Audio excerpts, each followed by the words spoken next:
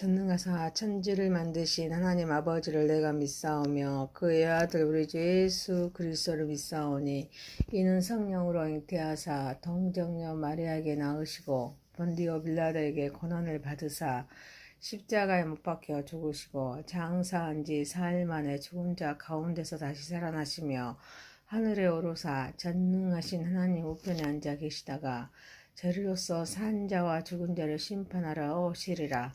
성령을 믿사오며 거룩한 공의와 성도가 서로 교통하는 것과 죄를 사하여 주시는 것과 몸이 다시 사는 것과 영원히 사는 것을 믿사옵나이다. 아멘. 찬송가 254장입니다. 내 주의 보혈은 정하고 정하다. 내 죄를 정케 하신 주 날 오라 하신다. 내가 주께로 지금 가오니 십자가의 보혈로 날 씻어 주소서. 약하고 추해도 주께로 나가며 힘주시고 내 추함을 곧 씻어 주시네. 내가 주께로 지금 가오니 십자가의 보혈로 날 씻어 주소서.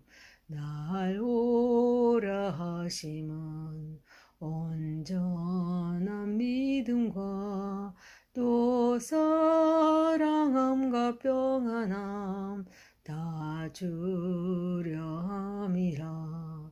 내가 주께로 지금 가오니 십자가의 보혈로 날 씻어 주소서.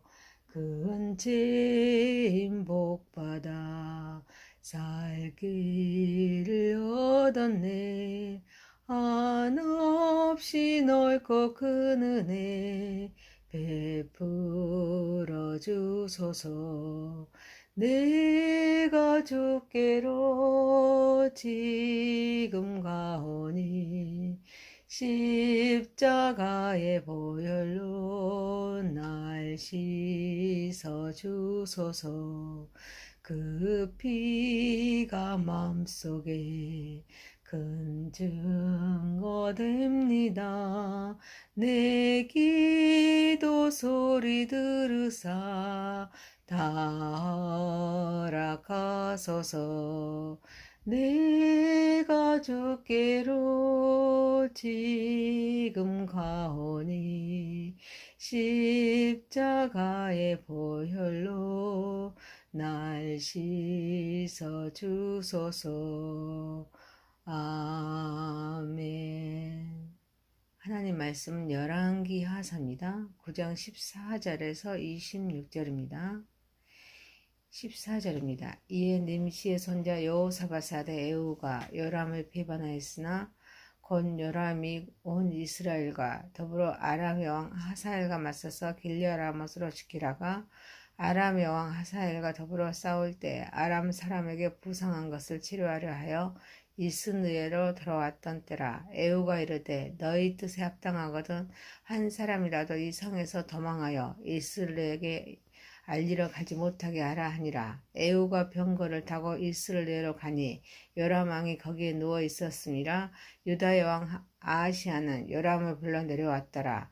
이스라엘의 막내 파수꾼 하나가 서 있더니 에후의 무리가 오는 것을 보고 이르되 내가 한 무리를 보나이다 하니 요람이 이르되 한 사람을 말에 태워 보내니 맞이하여 평안하냐 묻게 하라 하는지라. 한 사람의 말을 타고 와서 만나 이르되 왕의 말씀 평안하냐 하시더이다 하매 에후가 이르되 평안이 네게 상관이 있느냐 내 뒤로 물러나라 하지라. 파수꾼이 전하여 이르되 사자가 그들에게 갔으나 돌아오지 아니하나이다 하는지라.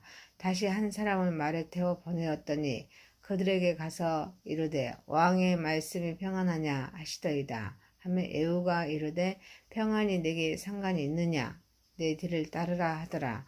파수꾼이 또 전하여 이르되 그도 그들에게까지 갔으나 돌아오지 아니하고 그 병거 모는 것이 님시의 손자 에우가 모는 것 같이 미치게 모나이다 하니 요람이 이르되 메우라 하며 그의 병거를 메운지라. 이스라엘 왕 요람과 유다 왕 아하시아가 각각 그의 병거를 타고 가서 에우를 맞을새 이스라엘 사람 라봇의 토지에서 만나매 요람이 에우를 보고 이르되 에우야 평안하냐 하니 대답하되 내 어머니 이세벨의 음행과 술수가 이렇게 많으니 어찌 평안이 있으랴 하더라.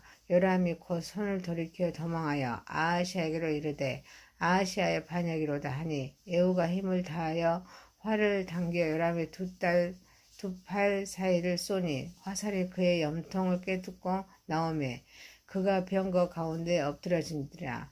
에우가 그의 장관 빗갈에게 이르되 그 시체를 가져다가 이스라엘 사람 라봇의 밭에 던지라.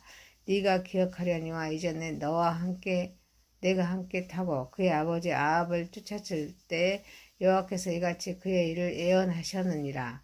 여호와께서 말씀하시기를 내가 어제 라봇의 피와 그의 아들들의 피를 분명히 보았노라. 여호와께서 또 말씀하시기를 그 토지에서 내게 갚으리라 하였으니 그런즉 여호와의 말씀대로 그의 시체를 가져다가 그 밭에 던질지니라 하는지라.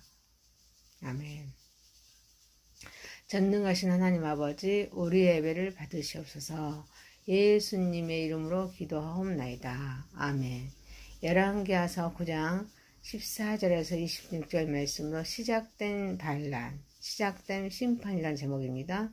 첫 번째 시작된 반란입니다. 14절에서 16절입니다. 에우가 요람을 비판합니다. 요람이 아람의 왕 하사엘과 맞서서 싸울 때 부상하여서 치료차 이스라엘을 돌아왔는데 이때 에우가 부하들에게 그 뜻이 합당하거든 한 사람이라도 이스라엘에게 알리지 못하도록 하고서 병거를 타고 이스라엘로 갑니다. 이곳에 유다의 왕 아하시아도 요람을 보러 내려왔습니다. 에우는 요람이 온 이스라엘과 더불어 아람의 왕 하사엘과 맞서서 길랴라못을 지키다가 부상하여서 치료차 이스라엘에 있었는데 이때 반역을 합니다. 이를 위하여 같이 있던 군대 장관들에게 이 반역이 너희 뜻에 합당하거든 한 사람이라도 요람에게 알리지 못하도록 단속하고서 에우가 병거를 타고 문병하러 온 아하시아와 같이 있는 요람 왕이 있는 이스라엘로 갑니다. 에우 반란이 시작됩니다.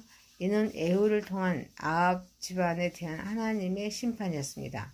에우는 하나님의 도구로서 아합 가문의 죄악을 심판하는 역할을 맡았습니다. 이세벨의 악행은 단순히 개인의 죄를 넘어서 그녀의 영향력으로 인해서 많은 사람이 죄에 빠지겠습니다.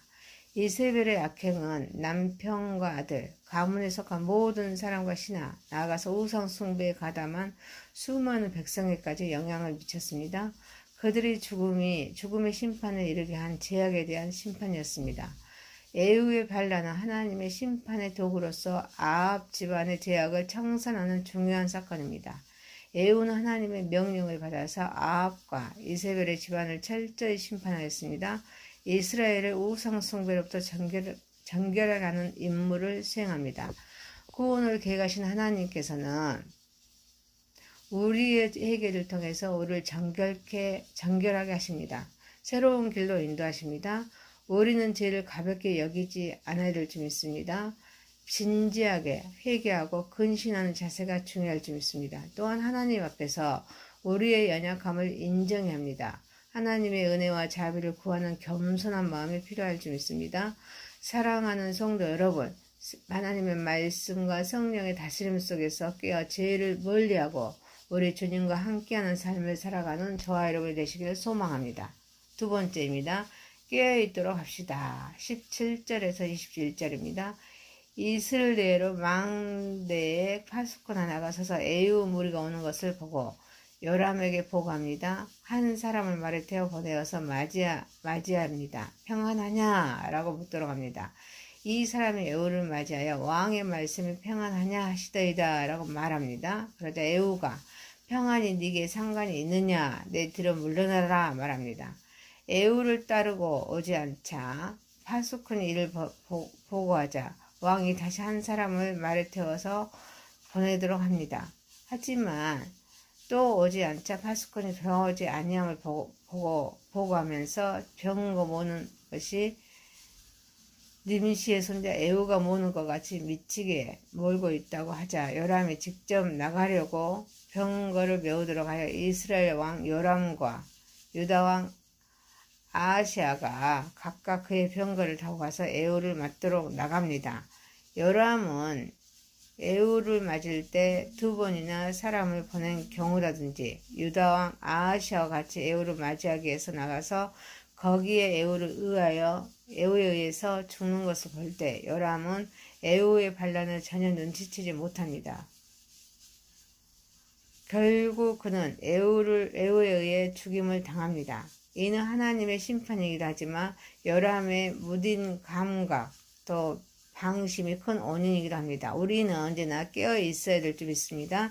신앙적으로 깨어 있지 않으면 방심과 아니라면 우리를 패망으로 이끌 수 있습니다. 구원을 완성하신 예수님도 제자들에게 깨어있도록 말씀하십니다.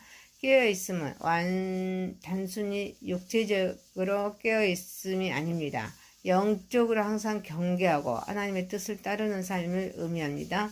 우리가 깨어있지 못하면 사탄의 유혹에 넘어가서 생명을 잃을 수 있습니다.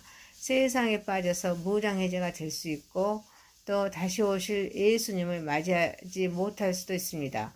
사랑하는 성도 여러분, 우리는 영적으로 무장하여서 깨어있는 삶을 살아가는 저와 여러분이 되시기를 소망합니다. 세 번째입니다. 시작된 심판입니다. 22절에서 26절입니다. 요람은 에후를 보고 평안하냐 할 때 내 어머니 이세벨의 음행과 술수가 이렇게 많으니 어찌 평안이 있으랴 하는 말을 듣고서 왕은 반역을 직감하고 도망치면서 아하시아여 반역이로다. 하지만 에후가 쏜 화살에 의하여서 죽습니다. 에후가 그의 장관 빗갈에게 그 시체를 가져다가 이스라엘 사람 라봇의 밭에 던지라 하면서 그의 아버지 아합을 쫓았을 때 여호와께서 이 토지에서 내게 갚으리라 하셨으니 그런즉 여호와의 말씀대로 그의 시체를 가져다가 그 밭에 던질지니라 라고 말하는데 이는 여호와께서 이같이 그의 일을 예언하심이 이루어짐을 말씀하고 있습니다. 요람의 죽음은 하나님의 공의가 이루어진 중요한 순간이었습니다. 이는 구원을 계획하신 하나님께서 무고한 자의 피를 잃지 않으십니다. 반드시 신원하신다는 것을 보여줍니다. 요람의 부모였던 아합 또 이세벨은 라봇의 포도밭을 강탈하기 위해서 그에게 루명을 씌워서 죽였습니다. 요람이 에후를 맞이하러 나간 장소가 바로 이 라봇의 포도밭이었습니다. 아합과 이세벨의 악행에 대한 하나님의 심판이 에후를 통해서 성취됩니다. 하나님을 거슬려 사는 자들의 최후는 언제나 비참합니다. 그들은 비록 일시적으로는 세상에서 성공하여서 흥왕한 것처럼 보일지라도 반드시 하나님의 징계와 심판의 채찍으로 멸망하게 됩니다. 악인이 지금은 득세하는 것 같지만 영원하지 못하고 일시적입니다. 다만 필요한 만큼 필요한 기간만 존재할 뿐입니다. 이 때문에 악인의 형통을 부러워해서는 안 될 줄 믿습니다. 우리는 하나님의 공의를 신뢰합니다. 하나님의 때에 이루어질 심판을 기다려야 될 줄 믿습니다. 사랑하는 성도 여러분, 우리는 악인을 부러워하지 말고 지금 내게 주신 말씀 속에 끊임없이 결단하여서 하나님의 도구로서 충성하는 삶을 살아가는 저와 여러분이 되시길 소망합니다. 열왕기하서 9장 14절에서 26절이었습니다. 심판된 반란, 시작된 심판이란 제목입니다. 첫 번째, 시작된 반란입니다. 두 번째, 깨어있도록 합시다. 세 번째, 시작된 심판이었습니다. 전능하신 하나님 아버지, 하나님의 말씀과 성령님의 다스림 속에 깨어있어서 우리는 늘 죄를 멀리하고 우리 주님과 함께하는 삶을 살아가게 하옵소서. 우리는 영적으로 무장하여서 깨어있게 하옵소서. 악인을 부러워하지 말게 하시고 지금 내게 주신 말씀 속에 끊임없이 결단하여서 하나님의 선한 도구로서 충성하는 삶을 살아가게 하옵소서. 예수님의 이름으로 기도하옵나이다. 아멘. 하늘에 계신 우리 아버지여, 이름이 거룩히 여김을 받으시오며 나라에 임하옵시며 뜻이 하늘에서 이룬 것 같이 땅에서도 이루어지이다. 오늘날 우리에게 일용할 양식을 주옵시고 우리가 우리에게 죄 지은 자를 사하여 주옵시고 우리를 시험에 들게 하지 마옵시고 다만 악에서 구하옵소서. 대개 나라와 권세와 영광이 아버지께 영원히 싸움나이다. 아멘.